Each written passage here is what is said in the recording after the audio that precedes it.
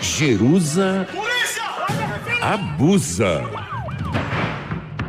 5h22, recebendo a procuradora de Estado, Jerusa Drummond, aqui no Itatiaia Patrulha, para repercutir um júri que nós cobrimos esta semana, um júri de um caso que realmente mexeu com todos nós, o caso da Emily Luísa Ferretti Fernandes, brutalmente assassinada com cerca de 40 facadas pelo ex-namorado Thales Tomás do Vale, de 29 anos.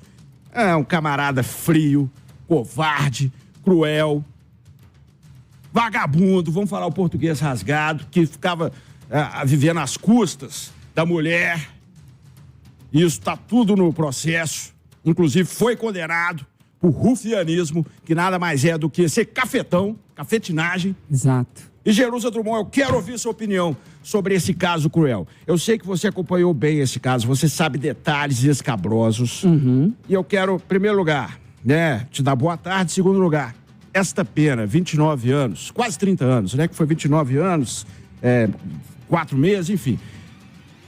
Ele vai cumprir isso tudo? A gente pode respirar aliviado? Qual que é a sua análise deste julgamento, desse caso escabroso? Boa tarde, Renato. Boa tarde a todos. Primeira coisa, esse caso da Emily, eu tive a oportunidade de estar com um brilhante delegado, que é o doutor Alexandre. Esse é sensacional. Delegado raiz, que não sossega. Até botar a mão nos assassinos. Até botar a mão, assim, eu queria mandar um beijo, um abraço, com todo respeito. Eu não aguento, eu me emociono quando o sujeito é policial raiz. E o doutor honra o distintivo, né? Honra, dá orgulho. O doutor Alexandre, ele ficou responsável na época pelo caso da Emily. Ele esteve comigo no meu podcast e a gente conversou sobre esse caso horroroso. Na verdade, a Emily conheceu esse sujeito nas redes sociais. Isso é um alerta que a gente tem que deixar. Tomar cuidado com sites de relacionamento. Cuidado com o que as pessoas passam. Que ninguém vai passar que é ruim em site de relacionamento. Ô, Jerusa, você vai fazer uma propaganda sua, você vai falar seus defeitos? Não, o cara põe que ele é um perfeito, né? Exatamente. Aí ele falava que tinha um green card, e através do green card ele colocava aquele sonho americano para as mulheres, e falava, aí elas ficavam encantadas, porque queriam uma vida melhor. Aí ele pedia para fazer relação sexual, que ele adorava ver que elas faziam relação sexual. Depois convencia elas a fazerem a prostituição, mandar uma parte do dinheiro para eles, e quando cansava, no caso da Emily, ele fez uma página fake news, uma página fake, adicionou todos os familiares dela e colocou vídeos dela, dos vídeos anteriores que ele havia mandado, onde ele falava, manda pra mim, que eu gosto. Gente, primeira coisa eu queria deixar claro para quem tá ouvindo, para uma mulher chegar ao ponto de fazer isso, ela já foi psicologicamente encarcerada. O sujeito é um psicopata, ele tem habilidade, né? Ele entrou na mente. Então, por favor, pelo amor de Deus, não comecem mandando assim, ela foi porque quis. Que é isso? A menina estava completamente coagida. Tanto é que ela tentava sair e não conseguia. Porque ele é golpista em matéria de rufianismo, que é o charlatão profissional.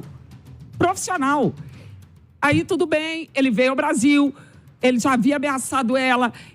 Emily, uma menina maravilhosa, linda, uma princesa. Nossa senhora, bonita demais da linda, uma princesa. Já havia pedido protetiva para ele.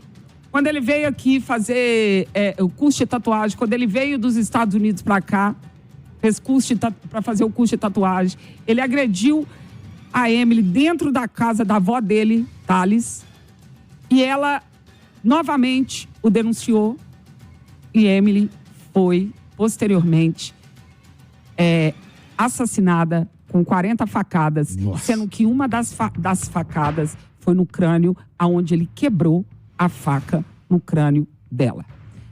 Bom, Renato, a pena que ele...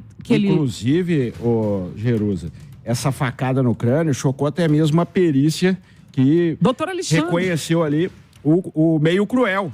Né? Porque Sim. O doutor Alexandre estava me contando que é muito difícil a perícia botar ali no papel mesmo que foi um meio cruel. Mas nesse caso foi tão explícito, né? Porque não tinha dúvida, você quebrar a faca no crânio, né? É uma violência, um ódio.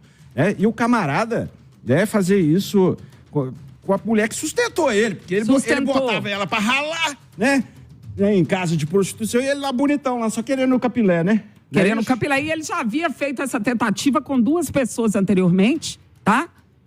Mas com ele conseguiu consumar. Ah, porque conseguiu, porque ela é boba. Não, porque ele entrou na mente dela. Eu fui vítima de um abusador.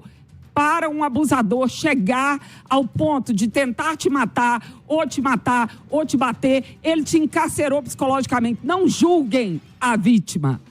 Olha a Emily aí. Uma princesa. E aí o seguinte, Renato. Bom, teve o julgamento desse traste. Esse traste teve essa pena aí que eu vou te falar. Ele não vai cumprir a pena na integralidade, porque tem progressão de regime, até porque ele não é reincidente. Tá? Ele não tinha nenhuma condenação por crime anterior igual ao que ele fez. Então, ele não é reincidente, ele vai ter direito à progressão de regime, ele vai ter direito a livramento condicional, tudo baseado também no bom comportamento, que para mim é obrigação. Não, e dentro da cadeia é fácil. Né? É fácil. E outra coisa, ainda tem aquelas coisas, né? 3 dias trabalhado diminui um dia de pena.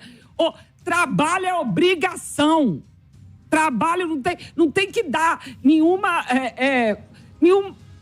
privilégio, porque o sujeito está trabalhando na penitenciária. Tem mais que trabalhar, inclusive, para pagar a sua estadia. Agora, o que eu penso sobre isso? Um sujeito desse não pode retornar à sociedade, porque é um sujeito psicopata. Depois do crime, ele ainda zombou da polícia. É um sujeito narcisista que se vangloriou do crime que cometeu, contou, inclusive, com um deboche, que, inclusive, espantou o doutor Alexandre. Ele é um réu, confesso. Contou como se tivesse feito um feito grandioso e maravilhoso. Sujeito desse não pode retornar. Ele contou com orgulho o crime? Com orgulho, e logo após o crime, ele mandou mensagem para um tanto de gente dizendo o que fez e ainda debochou da polícia. Ele debochou da polícia. No depoimento, ele ficou frio e cínico. Completamente frio, cínico, e contou com detalhes, calmamente, tá? Olhando no olho, achando bonito o que fez. Um sujeito desse não pode retornar à sociedade. Eu parto do seguinte princípio: um crime hediondo cometido com esse nível de perversão, porque existem crimes hediondos e crimes hediondos. Por quê? Por que você está falando isso, doutora? Porque são praticados por personalidades diferentes, umas com maior periculosidade, outras com menor periculosidade. Um sujeito desse, com um alto nível de periculosidade, sadismo e orgulho do crime que cometeu, não pode retornar à sociedade. Temos que ter uma mudança na legislação para ter uma legislação específica a esse tipo de sujeito. Sabe por que ele não pode voltar? Ele vai voltar? Não vai voltar. Então por que ele tem que voltar? Isso é inadmissível. Agora, quando ele deu entrevista para Itatiaia, Jerusa, eu me lembro bem, foi para o Oswaldo Diniz, nós demos em primeira mão notícia da prisão dele no motel na Tereza Cristina. Ele resistiu à prisão com o tático móvel do 5º Batalhão. A turma do 5º teve que usar de força física, porque ele quis cair para dentro da polícia. E aí, caiu, né? Mas tomou uns catiripapo lá, né? Que bom. Dentro da lei, porque, o cara tá folgando. Né? Ele tá agredindo. Tá resistindo à prisão. E aí, na entrevista, né, pro Oswaldo Diniz, ele mesmo disse que foi covarde. E aí o Oswaldo perguntou se ele estava arrependido, aí ele falou um tô meio assim, né, aquele tô meio obrigado. Então, perante o depoimento, ele não mostrou arrependimento nenhum, né? Nenhum. E outra coisa, a defesa dele, né, porque infelizmente, né, um sujeito desse tem direito à defesa, porque eu acho que um caso desse para mim é indefensável, mas tem direito à defesa, o advogado dele fazendo o trabalho dele, mas provavelmente deve recorrer, alegando a retirada da qualificadora feminicídio. Olha, eu queria deixar claro que ele não precisa dizer qual é a motivação para eu ter a certeza do feminicídio. O modus operandi diz por si só. São 40 facadas, 2 boletins de ocorrência anteriores, a não aceitação de que ela não queria mais, e outra, 40 facadas, crime de ódio, um crime de um sujeito que pensa que tem poder sobre a outra e que fala: eu sou o dono da sua vida, eu tiro a sua vida a hora que eu quiser e como eu quiser. Então não adianta, o modus operandi diz por si só. 40 facadas é crime de muito ódio. Não tem nem que ver. A defesa tenta fazer o papel dela, mas francamente, né? Mas deve recorrer, nas 4 qualificadoras, né? Mas deve recorrer, com certeza, por causa do tipo de condenação, todo mundo achando lindo, né? Porque realmente, quando fala, 30, que 30? Ele não podia sair. Agora, Jerusa, só, então, para finalizar, o alerta, principalmente para nossa amiga mulher que está ouvindo a gente agora, no Tinder. Todo mundo é bonito e gente boa. No Insta, a vida de todo mundo é perfeita. Tem que ter muito cuidado, né, Jerusa? Não tô botando a culpa na vítima de maneira alguma, mas é um alerta, Não é colocar a culpa na vítima, é nós aprendermos a vigiar, a ter cautela, tá? É lobo em pele de cordeiro. Gente, não precisa, sabe? Quantas meninas falam comigo, eu tô no Tinder e sai de relacionamento, eu tenho vontade eu desespero.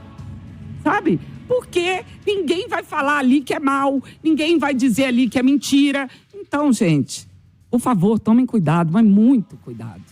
É isso, meus amigos. Jerusa Drummond, como sempre, botando o dedo na ferida aqui no Itatiaia Patrulha. Obrigado, viu, Jerusa? Obrigada a vocês. Tamo junto.